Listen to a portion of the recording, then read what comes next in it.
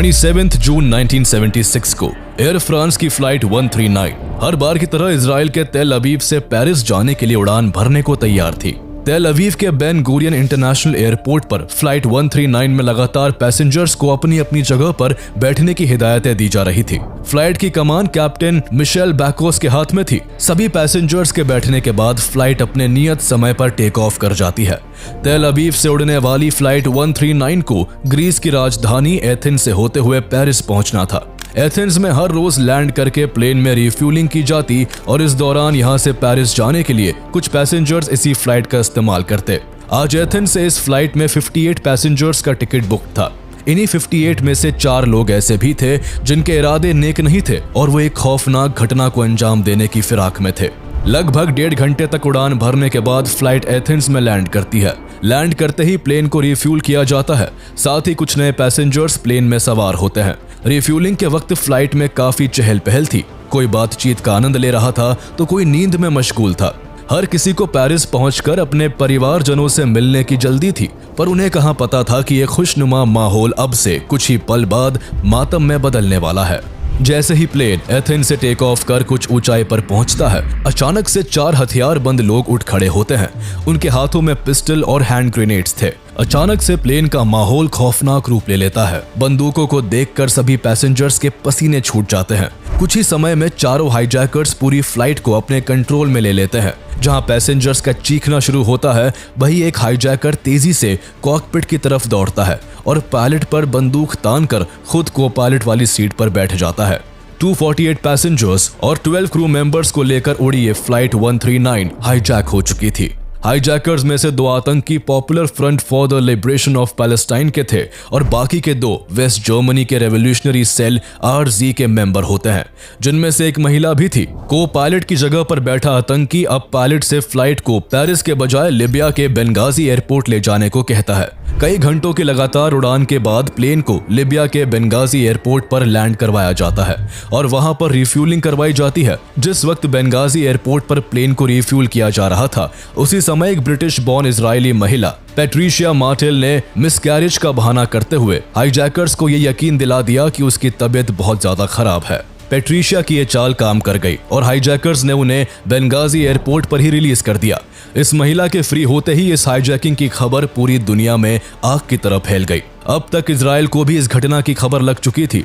इस फ्लाइट में ज्यादातर पैसेंजर्स इजरायली ही थे, इसलिए इजराइल में हंगामा मच गया। हर पल बीतने के साथ इजरायली गवर्नमेंट पर अपने सिटीजन्स को रेस्क्यू करवाने का प्रेशर बढ़ता जा रहा था।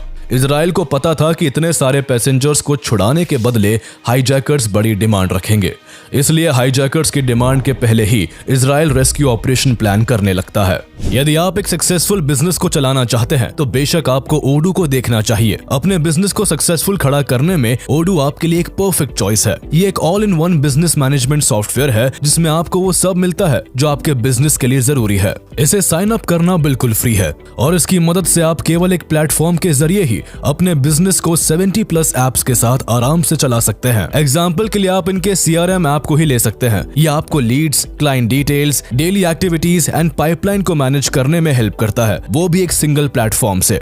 ओडू CRM के जरिए आप एक ही जगह websites, online forms, events and other medium से लीड भी इकट्ठा कर सकते हैं। ओडू का इस्तेमाल करके आप आसानी से अपनी लीड्स को उनकी स्थिति के अनुसार पाइपलाइन में ड्रैग एंड ड्रॉप कर सकते हैं। इससे आपको कैनबैन, लिस्ट, मैप जैसे कई व्यूज भी सुविधा में मिलती है, जिससे आप अपनी लीड्स को अपने बिजनेस की जरूरतों के अनुसार एफिशिएंटली मैनेज कर सकते हैं। आप अपने क्लाइंट्स के इंटरैक्शंस जैसे ईमेल्स, कॉल्स एंड नोट्स को भी एक ही जगह पर आसानी के साथ प्लेस कर सकते हैं और यह आपको हर एक क्लाइंट के लिए सभी एक्टिविटीज और जरूरी कामों को ट्रैक करने की सुविधा भी देता है। साथ ही आपको आपके टास्क को ऑटोमेट करने और इनसाइट रिपोर्ट को गेन करने में हेल्प करता है, ताकि आप देख सके कि आपके बिजनेस को आगे बढ़ाने में क्या काम कर रहा है और क्या नहीं। इन सब के अलावा ओडू की एक single app life time free है, जिसके साथ आपको होस्टिंग और सपोर्ट भी मुफ्त में मिलता है।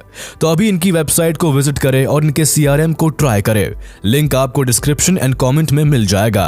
बेंगाजी एयरपोर्ट पर रिफ्यूलिंग के बाद फ्लाइट एक बार फिर उड़ान भरती है। इन सब के बीच अब तक इस हाईजैकिंग के 24 घंटे बीत चुके थे। कॉकपिट में बैठा आतंकी अब पायलट को फ्लाइट युगांडा ले जाने को कहता है। गन पॉइंट पर होने के कारण पायलट मजबूर था, इसलिए फ्लाइट अब तेजी के साथ इजराइल से करीब 4000 किलोमीटर दूर युगांडा की ओर उड़ने लगती है। कुछ देर उड़ान भरने के बाद हाईजैकर्स पायलट को युगांडा के एंटेबे एयरपोर्ट पर प्लेन को लैंड करने का ऑर्डर देते हैं। हाईजैकर्स की ये बात सुनकर पायलट और क्रू हैरान था कि कैसे कोई हाईजैक किया हुआ प्लेन इतनी आसानी से दूसरे देश के एयरपोर्ट पर उतारा जा सकता है।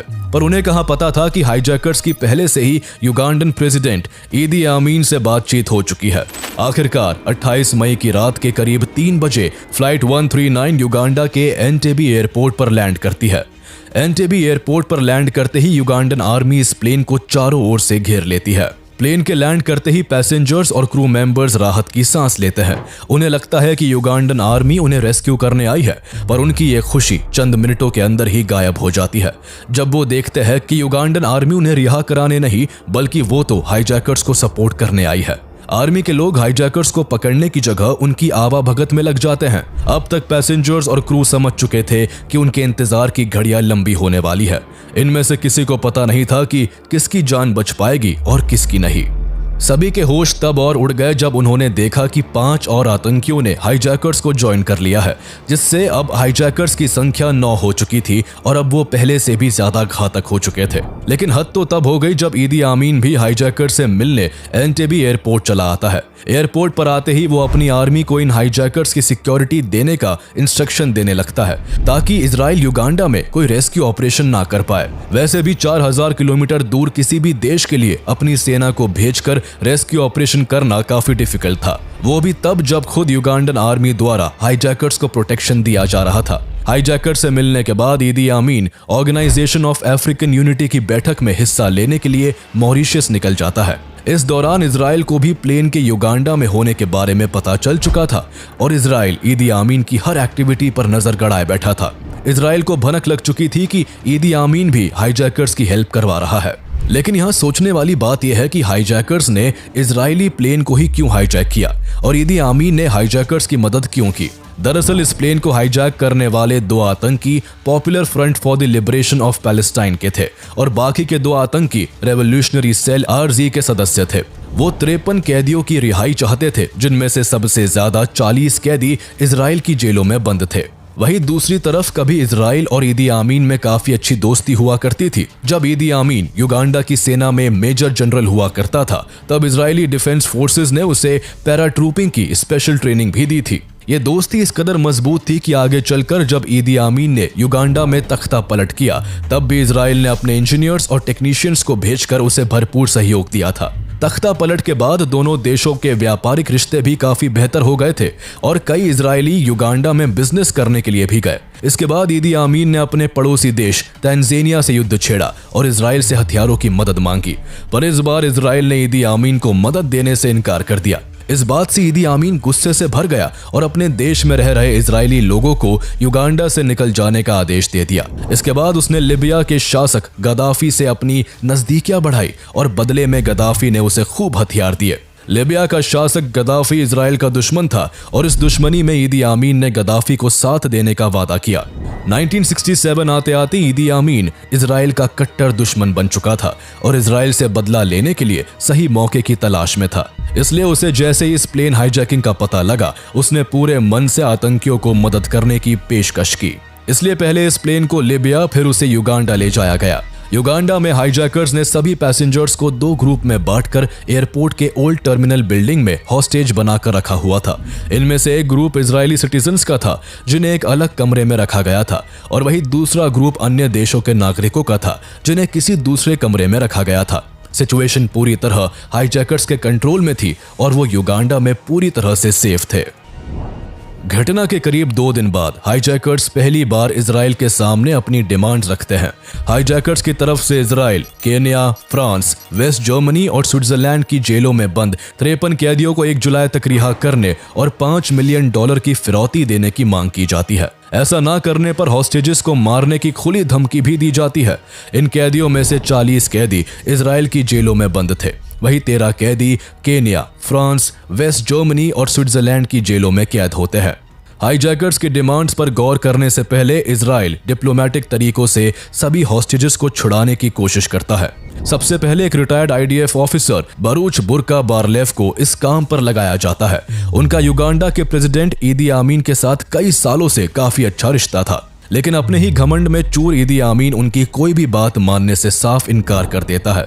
इसके बाद इजरायली कैबिनेट अमेरिका से रिक्वेस्ट करती है कि वो इजिप्ट के प्रेसिडेंट अनवर सादत को आमीन से बात करने को कहे। यूएस के कहने पर अनवर सादत अपनी तरफ से बेस्ट ट्राई करते हैं, पर यहां भी बात नहीं बन पाती है। इसके बाद पैलेस्टाइन लिबरेशन ऑर्गेनाइजेशन के चेयरमैन यासिर अराफत हानी अल हसन को अपना स्पेशल एनवॉय बनाकर हाईजैकर्स और ईदी आमीन से मिलने युगांडा भेजते हैं। लेकिन अपने मंसूबे को पूरा करने की जिद लिए बैठे हाईजैकर्स हॉस्टेजेस को रिलीज करने के लिए बिल्कुल भी तैयार नहीं होते। किसी भी तरफ से कोई ऑप्शन ना देखकर अंत में इजरायली कैबिनेट 1 जुलाई 1976 को हाईजैकर्स के पास एक नेगोशिएशन ऑफर भेजती है। इजराइल को अपने रेस्क्यू ऑपरेशन को एग्जीक्यूट करने के लिए कुछ और वक्त की जरूरत थी, इसलिए इजराइल ने हाईजैकर्स को अपने नेगोशिएशन ऑफर में लिखा कि वो इजराइल की जेलों में बंद कैदियों को तो रिलीज करने को तैयार है, पर दूसरे देशों में बंद कैदियों के लिए उसे उन देशों से बात करने में थोड़ा और वक्त लगेगा। इसके अलावा इजराइल उनकी $5 मिलियन की डिमांड को भी मान लेता है। ये सब देख हाईजैकर्स को लगने लगता है कि इजराइल पूरी तरह से बैकफुट पर चला गया है, इसलिए अपनी जीत को पक्का समझते हुए उन्होंने इजराइल को 4 जुलाई तक का वक्त दे दिया। बस इतना वक्त इजराइल के लिए काफी था। यित्ज़हाक राबिन, जो उस समय इजराइल के प्राइम मिनिस्टर थे, उन्होंने अपनी इंटेलिजेंस एजेंसी मोसाद और इजराइल के डिफेंस मिनिस्टर शिमोन पेरेस के साथ एक सीक्रेट मीटिंग की। मीटिंग में सबसे पहले मोसाद के एजेंट्स को एंटेबी एयरपोर्ट पर हो रही हर एक एक्टिविटी की जानकारी जुटाने का आदेश दिया गया। इसके बाद इस मीटिंग में रेस्क्यू ऑपरेशन को लेकर हर एक पॉसिबिलिटी पर गौर किया गया, जिसमें मुख्य तौर पर 3 ऑप्शन सामने आए। पहला ऑप्शन सी रूट के जरिए लेक विक्टोरिया से होते हुए एंटेबी पहुंचकर हाईजैकर्स को मार गिराने का था। लेकिन इस प्लान में दिक्कत ये थी कि लेक विक्टोरिया के अंदर भारी मात्रा में नाइल क्रोकोडाइल पाए जाते थे, जिससे बीच रास्ते में क्रोकोडाइल अटैक का काफी खतरा था। वही ऑपरेशन सक्सेसफुल होने के बाद भी ईदी आमीन के मंजूरी के बिना इजरायली बंधकों को वापस इजराइल लाना पॉसिबल नहीं था, इसलिए इस प्लान को छोड़कर दूसरा प्लान बनाया गया, जिसके तहत इजरायली आर्मी को केनिया पहुंचकर वहां से बाय रोड एंटेबी एयरपोर्ट जाकर रेस्क्यू ऑपरेशन को अंजाम देना था। लेकिन यह प्लान भी इजरायली अथॉरिटीज को ठीक नहीं लगा, इसलिए third and final option operation Thunderbolt पर गौर किया गया, जिसमें एयरक्राफ्ट के जरिए इजरायली आर्मी की एक यूनिट को एंटेबी पहुंचकर पूरे प्लान को एग्जीक्यूट करना था। इजराइल के पास समय की भारी कमी थी, इसलिए ऑपरेशन थंडरबोल्ट को ही एग्जीक्यूट करने का फैसला लिया गया। इस ऑपरेशन के लिए इजरायली डिफेंस फोर्स के एलीट कमांडोज की यूनिट सायरेट मेटकॉल को चुना जाता है, जिसे योनातन नेतन्याहू लीड कर रहे थे। पर युगांडा इजराइल से 4000 किलोमीटर दूर था, इसलिए ऑपरेशन में शामिल सभी एयरक्राफ्ट्स को बीच में कहीं रिफ्यूलिंग करना बहुत जरूरी था। रिफ्यूलिंग करवाने के लिए इजराइल को किसी ऐसे ईस्ट अफ्रीकन देश की जरूरत थी जो अपने देश में उसके एयरक्राफ्ट को घुसने की परमिशन दे दे। ऐसे में युगांडा का पड़ोसी देश केन्या इजराइल की मदद के लिए सामने आया। केन्या ने इस ऑपरेशन के लिए नायरोबी एयरपोर्ट पर इजरायली एयरफोर्स को लैंड करने की परमिशन दे दी। एक और जहां इजराइल रेस्क्यू ऑपरेशन को प्लान कर रहा था, तो वहीं हाईजैकर्स ने एक और चाल चलते हुए 30 जून और 1 जुलाई के बीच 148 ऐसे हॉस्टेजेस को रिहा करके पेरिस भिजवा दिया जो इजराइल के सिटीजन्स नहीं थे। ऐसा करके हाईजैकर्स अन्य देशों के इन्वॉल्वमेंट को खत्म करना चाहते थे, ताकि कोई और देश उनके खिलाफ कोई एक्शन ना ले। अब एंटेबी एयरपोर्ट पर केवल 106 इजरायली पैसेंजर्स ही बचे थे, जिससे साफ हो चुका था कि हाईजैकर्स केवल इजरायली सिटीजन्स को ही टारगेट कर रहे थे। इस बीच मोसाद एंटेबी एयरपोर्ट की हर छोटी से छोटी इन्फॉर्मेशन को जुटा चुका था। उसने यहां तक पता कर लिया था कि हाईजैकर्स ने हॉस्टेजेस को एयरपोर्ट के पास किस बिल्डिंग में छुपा रखा है। इस इन्फॉर्मेशन को मोसाद सायरेट मेटकॉल रेस्क्यू यूनिट से शेयर करता है। साथ ही उस बिल्डिंग और एंटेबी एयरपोर्ट का मैप भी उनके साथ साझा करता है। इजराइल के पास प्लस पॉइंट ये होता है कि एंटेबी एयरपोर्ट के जिस टर्मिनल में हॉस्टेजेस को रखा गया था, उसका कंस्ट्रक्शन कुछ साल पहले ही इजराइल की एक कंपनी ने किया था। इस कंपनी की मदद से इजरायली फोर्सेस को वहां के चप्पे चप्पे की जानकारी मिल गई थी। इजराइल अब रेस्क्यू ऑपरेशन के लिए तैयार था, बस इंतजार था तो कैबिनेट मिनिस्टर्स की मंजूरी का। हाईजैकर्स की तरफ से 4 जुलाई का अल्टीमेटम था, इसलिए देर ना करते हुए इजराइल की कैबिनेट मीटिंग में रेस्क्यू ऑपरेशन को अंजाम देने के लिए 3 जुलाई का दिन चुना जाता है। 3 जुलाई आ चुकी थी। अब हाईजैकर्स द्वारा दिए गए अल्टीमेटम में सिर्फ 1 दिन ही बचा था। इजराइल को पता था कि अगर समय से ऑपरेशन को सक्सेसफुली नहीं किया गया तो उनके सभी नागरिकों की जान जा सकती है, इसलिए फौरन ऑपरेशन थंडरबोल्ट को शुरू कर दिया जाता है। इस पूरे ऑपरेशन को brigadier general Dan Shomron command कर रहे थे। जबकि लेफ्टिनेंट कर्नल योनाथन नेतन्याहू को फील्ड ऑपरेशन की जिम्मेदारी दी गई थी। प्लानिंग की जा चुकी थी और अब इजरायली एयरफोर्स के 4 C-130 हरक्यूलिस उड़ान भरने को तैयार थे। इसके बाद अलग अलग टाइम पर सभी एयरक्राफ्ट्स को युगांडा के एंटेबे एयरपोर्ट के लिए रवाना कर दिया जाता है। पहले 3 एयरक्राफ्ट्स में 200 के करीब कमांडोज और पैराट्रूपर्स बैठे हुए थे, जबकि एक जहाज को खाली भेजा गया था ताकि ऑपरेशन पूरा होने के बाद उसमें सभी हॉस्टेजेस को वापस लाया जा सके। इन एयरक्राफ्ट्स में कुछ गाड़ियों को भी भर के लाया गया था, जो कि इजराइल के प्लान का ही एक हिस्सा था। इसके अलावा इस मिशन में 2 बोइंग 707 भी जोड़े गए, जिनमें से एक को एंटेबे से स्टैंड ऑफ रेंज पर फ्लाई करते हुए कमांड एंड कंट्रोल का काम संभालना था, तो वही दूसरा बोइंग 707 केनिया के नायरोबी में मेडिकल इमरजेंसी के पर्पज से रखा गया। प्लान के मुताबिक सभी एयरक्राफ्ट्स रेड सी के ऊपर से फ्लाई करते हुए अपनी मंजिल की ओर बढ़ रहे थे। सभी पायलट्स को इजिप्ट, सूडान और सऊदी अरब जैसे तमाम देशों के ATC की नजरों से बचते हुए उड़ान भरने के आदेश दिए गए थे, ताकि किसी भी देश का रेडार उनके एयरक्राफ्ट्स को डिटेक्ट ना कर पाए। सभी एयरक्राफ्ट्स रेड सी के ऊपर उड़ान भरते हुए जिबूटी पहुंचते हैं और फिर वहां से टर्न लेकर इथियोपिया और केनिया को क्रॉस करते हुए युगांडा में एंटर कर जाते हैं। उसके बाद फर्स्ट एयरक्राफ्ट बड़ी खामोशी से रात के करीब 11 बजे एंटेबे एयरपोर्ट पर लैंड करता है। इस एयरक्राफ्ट के वहां उतरने पर युगांडा आर्मी को जरा भी शक नहीं होता है, क्योंकि उन एयरक्राफ्ट्स को युगांडा की कमर्शियल फ्लाइट्स की तरह कलर किया गया था, ताकि रनवे पर उतरते वक्त युगांडन आर्मी उनकी सही पहचान ना कर सके और इजरायली एयरक्राफ्ट पर शक ना हो। फर्स्ट एयरक्राफ्ट के उतरते ही सभी इजरायली कमांडोज बड़ी सावधानी से छुपते छुपाते एंटेबे एयरपोर्ट के न्यू टर्मिनल की बिल्डिंग के पास तैनात हो गए और थोड़े ही समय में एयरपोर्ट के कंट्रोल रूम के आसपास अपनी पोजीशन ले ली। इसी दौरान एयरक्राफ्ट का पिछला दरवाजा खुलता है, जिससे 2 लैंड रोवर और एक ब्लैक कलर की मर्सिडीज निकलती है। मर्सिडीज पर युगांडन फ्लैग और कार्डबोर्ड लाइसेंस प्लेट लगा हुआ था, जो कि दिखने में युगांडन मिलिट्री के व्हीकल्स की तरह ही लग रहा था। इस दौरान 35 कमांडोज ने युगांडन आर्मी के जैसे ही यूनिफॉर्म पहन रखी थी। ब्लैक मर्सिडीज में ईदी आमीन के जैसा ही मोटा और भारी भरकम व्यक्ति सवार था। इजराइल ने ऐसा इसलिए किया था क्योंकि जब भी ईदी आमीन किसी दूसरे देश के विजिट से लौटता था, तो इसी तरह रनवे पर उसका काफिला बाहर निकलता था। इजराइल की इतनी पुख्ता तैयारी के कारण युगांडन आर्मी को अभी तक शक नहीं हो पाया था। उन्हें लगा कि उनके प्रेसिडेंट ईदी आमीन मॉरिशस से लौट आए हैं। रनवे पर उतरते ही ये गाड़ियां बड़ी तेजी के साथ ओल्ड टर्मिनल की ओर बढ़ने लगती है। जैसे ही ये सभी गाड़ियां ओल्ड टर्मिनल की बिल्डिंग के पास पहुंचने वाली थी कि तभी 2 युगांडन आर्मी के लोग इस गाड़ी को रोकने लगते हैं। उनको शक हो गया था कि ये कॉन्वॉय ईदी आमीन का नहीं है। ये शक उन्हें इसलिए हुआ था क्योंकि ईदी आमीन ने कुछ दिन पहले ही अपने कॉन्वॉय में ब्लैक की जगह व्हाइट मर्सिडीज का इस्तेमाल करना शुरू कर दिया था, लेकिन इसकी इंफॉर्मेशन काफी कम लोगों के पास थी, जिस वजह से इजराइल की ओर से ये एक बड़ी गलती हो गई थी। इजरायली कमांडोज भी अब सिचुएशन को भांप चुके थे, इसलिए उन्होंने गाड़ी की स्पीड को और तेज कर दिया, मगर दोनों युगांडन सिक्योरिटी गार्ड्स ने इस गाड़ी का पीछा करना नहीं छोड़ा। स्थिति को हाथ से निकलता देख एक इजरायली कमांडो ने साइलेंसर लगी पिस्टल से उन दोनों को पल भर में मार गिराया। पर इसी बीच लैंड रोवर्स में सवार एक दूसरा इजरायली कमांडो भी इन पर अपनी राइफल से गोलियां चला देता है, जिसकी आवाज से युगांडन आर्मी एकदम से अलर्ट हो जाती है। अब इजरायली कमांडोज को अपनी स्ट्रैटेजी को बदलने के लिए मजबूर होना पड़ता है।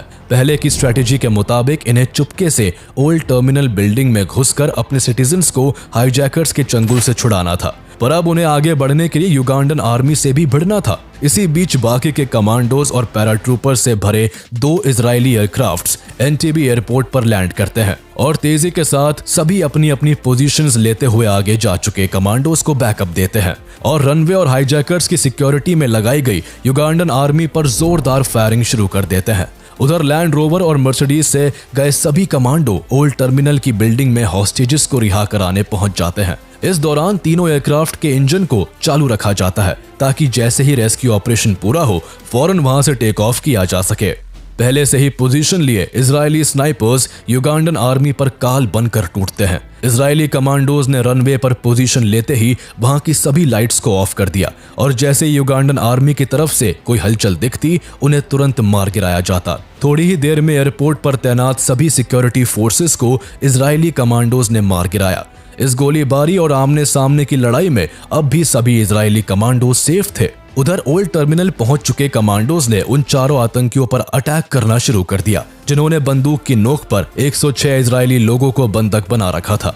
इजराइल के इन जाबाज कमांडोज के आगे आतंकी ज्यादा देर नहीं टिक पाए और चंद मिनटों में ही ढेर हो जाते हैं। इजरायली कमांडोज के पास इस पूरी बिल्डिंग का मैप था और वो बेहतर प्लानिंग से आए थे, इसलिए यहाँ भी इजरायली कमांडोज की तरफ से एक भी कैजुअलिटी सामने नहीं आती। लेकिन क्रॉस फायरिंग के दौरान कुछ इजरायली पैसेंजर्स को गोली लग जाती है, जिससे 3 लोगों की जान चली जाती है और कई लोग बुरी तरह से घायल हो जाते हैं। सभी आतंकियों को मार गिराने के बाद इजरायली कमांडोज हॉस्टेजेस को रनवे की तरफ 4th एयरक्राफ्ट में ले जाते हैं। अब एंटेबे एयरपोर्ट के सभी इलाकों पर इजरायली कमांडोज का कब्जा था। सब कुछ कंट्रोल में लेने के बाद सभी पैसेंजर्स को 4थे एयरक्राफ्ट पर बिठाया जाने लगता है। इस दौरान घायल हॉस्टेजेस को एयरक्राफ्ट में बिठाने का काम फील्ड इंचार्ज योनातन नेतन्याहू ने संभाला हुआ था। वो बारी बारी से सभी को सुरक्षित तरीके से प्लेन में बिठा रहे थे। उसी वक्त कुछ कमांडोज की नजर एंटेबे एयरपोर्ट पर स्टेशन्ड युगांडा के 11 MiG-17 और MiG-21 एयरक्राफ्ट्स पर पड़ती है।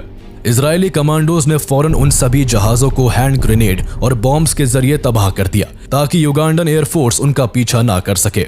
अब तक सभी पैसेंजर्स 4थे एयरक्राफ्ट में सवार हो चुके थे और फील्ड इंचार्ज योनातन नेतन्याहू ने अपने सभी कमांडोज को भी ग्राउंड छोड़ने का ऑर्डर दे दिया था। ग्राउंड पर अकेले खड़े योनातन नेतन्याहू अश्योर करते हैं कि सभी इजरायली पैसेंजर्स, कमांडोज और ऑफिसर्स सेफली एयरक्राफ्ट में सवार हो चुके हैं। सब कुछ अश्योर करने के बाद योनातन नेतन्याहू भी प्लेन में सवार होने ही वाले होते हैं कि अचानक से युगांडन आर्मी के कुछ सिपाही वहां पहुंचते हैं और उन पर अंधाधुंध गोली चला देते हैं। इस गोलीबारी में 2 गोली योनातन नेतन्याहू को लगती है और वो शहीद हो जाते हैं। आगे चलकर इजरायली सरकार उनकी बहादुरी के लिए इस ऑपरेशन का नाम बदलकर उनके नाम पर ऑपरेशन योनातन कर देती है। इस घटना के 20 साल बाद 1996 में योनातन नेतन्याहू का छोटा भाई इजराइल का प्राइम मिनिस्टर बनता है, जिन्हें हम बेंजामिन नेतन्याहू के नाम से जानते हैं। इस पूरे ऑपरेशन में केवल 1 इजरायली कमांडर की जान गई थी, वहीं दूसरी ओर 7 हाईजैकर्स और 45 युगांडन आर्मी मारे गए। दोनों तरफ से चली भयंकर गोलीबारी और बम धमाकों के कारण इस ऑपरेशन के दौरान 3 हॉस्टेजेस की भी मौत हो गई थी, जबकि 10 हॉस्टेजेस गंभीर रूप से घायल हो गए थे। 90 मिनट तक चले इस ऑपरेशन में इजराइल अपने 102 सिटीजन्स को हाईजैकर्स के चंगुल से छुड़वाने में सफल रहता है। कई दिनों तक हॉस्टेज बने रहने के कारण इजराइल की एक महिला डोरा ब्लॉक की तबीयत काफी खराब हो गई थी, इसलिए उन्हें युगांडा के ही एक हॉस्पिटल में भर्ती करवा दिया गया था। ऑपरेशन के दौरान इजरायली कमांडोज को डोरा ब्लॉक जिस हॉस्पिटल में भर्ती थी उसकी जानकारी नहीं थी, जिस कारण उन्हें रेस्क्यू नहीं किया जा पाता। इजराइल के इस ऑपरेशन में भारी शिकस्त खाने के बाद युगांडन अथॉरिटी अपना बदला हॉस्पिटल जाकर डोरा ब्लॉक की बेरहमी से हत्या करके लेती है। इस ऑपरेशन के बाद जैसे ही इदी आमीन को मालूम चलता है कि उसकी अनुपस्थिति में इजराइल उसके घर में घुसकर अपने सभी हॉस्टेजेस को छुड़ा ले गया है, तो उसे अपने कानों पर विश्वास नहीं हो पाता है। उस समय इदी आमीन की क्रूरता के किस्से काफी मशहूर थे। कहां तो यहां तक जाता है कि वो एक समय पर इंसानी मांस भी खाने लगा था। इस ऑपरेशन में केन्या ने इजराइल की हेल्प की थी। ये इन्फॉर्मेशन के मिलते ही इदी आमीन का गुस्सा 7वें आसमान पर पहुंच जाता है। वो अपनी मिलिट्री को युगांडा में रह रहे सभी केन्या के लोगों को मार देने का आदेश दे देता है। इससे युगांडा में 245 केनियन को तड़पा तड़पा कर मार दिया जाता है। इसके अलावा 3000 से अधिक केनियन को पकड़कर जेल में डाल दिया जाता है। ये सब इदी आमीन की खिसियाहट ही थी। उसे इजराइल का इस तरह उसके देश में आकर और उसके सिपाहियों को मारकर सभी लोगों को रिहा कर ले जाना बर्दाश्त नहीं हो रहा था। वहीं पूरी दुनिया में इजराइल के इस डेयरिंग ऑपरेशन के बाद इजराइल की जबरदस्त तारीफ हो रही थी।